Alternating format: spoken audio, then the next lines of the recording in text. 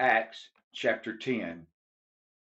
There was a certain man in Caesarea called Cornelius, a centurion of what was called the Italian regiment, a devout man, and one who feared God with all his household, who gave alms generously to the people, and prayed to God always.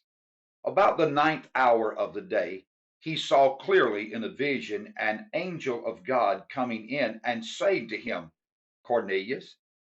And when he observed him, he was afraid and said, What is it, Lord? So he said to him, Your prayers and your alms have come up for a memorial before God. Now send men to Joppa, and send for Simon, whose surname is Peter.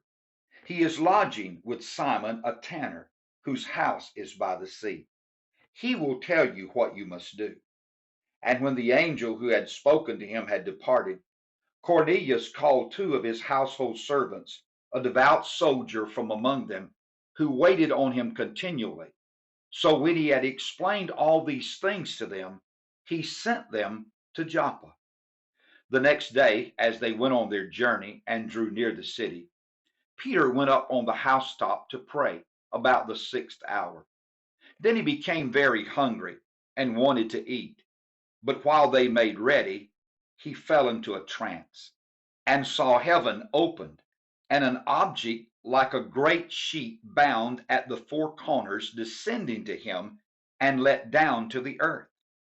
In it were all kinds of four-footed animals of the earth, wild beasts, creeping things, and birds of the air. And a voice came to him, Arise, Peter, kill and eat.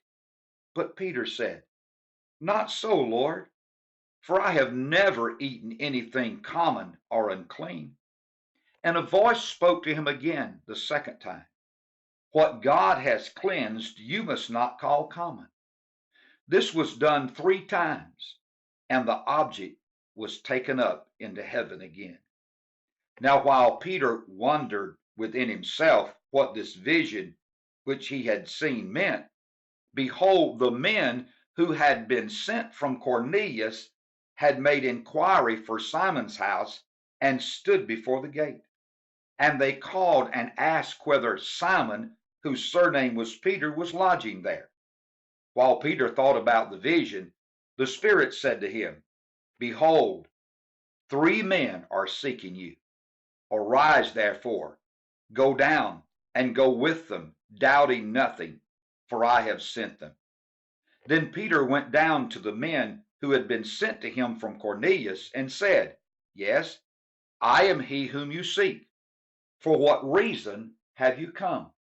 And they said, Cornelius the centurion, a just man, one who fears God and has a good reputation among all the nation of the Jews, was divinely instructed by a holy angel to summon you to his house and to hear words from you. Then he invited them in and lodged them. On the next day, Peter went away with them, and some brethren from Joppa accompanied him. And the following day they entered Caesarea. Now Cornelius was waiting for them and had called together his relatives and close friends. As Peter was coming in, Cornelius met him and fell down at his feet and worshipped him. But Peter lifted him up, saying, Stand up, I myself am also a man. And as he talked with him, he went in and found many who had come together. Then he said to them, You know how unlawful it is for a Jewish man to keep company with or go to one of another nation.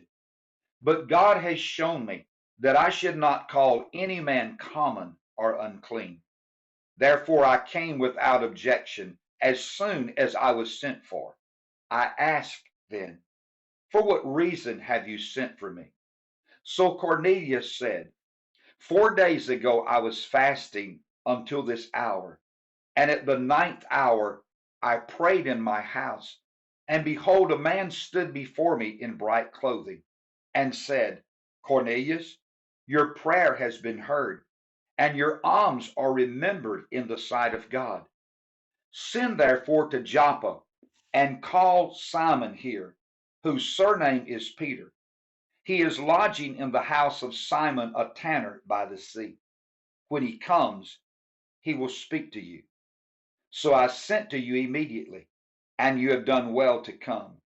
Now, therefore, we are all present before God to hear all the things commanded you by God. Then Peter opened his mouth and said, in truth, I perceive that God shows no partiality, but in every nation, whoever fears him and works righteousness is accepted by him. The word which God sent to the children of Israel, preaching peace through Jesus Christ, he is Lord of all. That word you know, which was proclaimed throughout Judea and began from Galilee after the baptism which John preached, how God anointed Jesus of Nazareth with the Holy Spirit and with power, who went about doing good and healing all who were oppressed by the devil, for God was with him. And we're witnesses of all these things which he did, both in the land of the Jews and in Jerusalem, whom they killed by hanging on a tree. Him God raised up on the third day and showed him openly, not to all the people, but to witnesses chosen before by God, even to us, who ate and drank with him after he arose from the dead. And he commanded us to preach to the people and to testify that it is he who was ordained by God to be judge of the living and the dead. To him all the prophets witness that, through his name, whoever believes in him will receive remission of sins.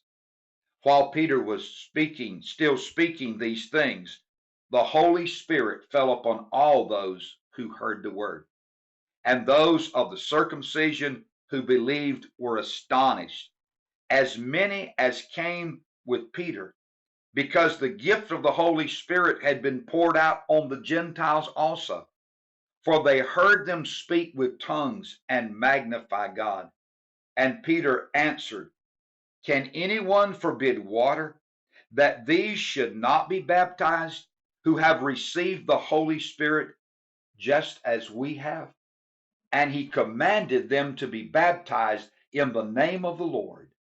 Then they asked him to stay a few days.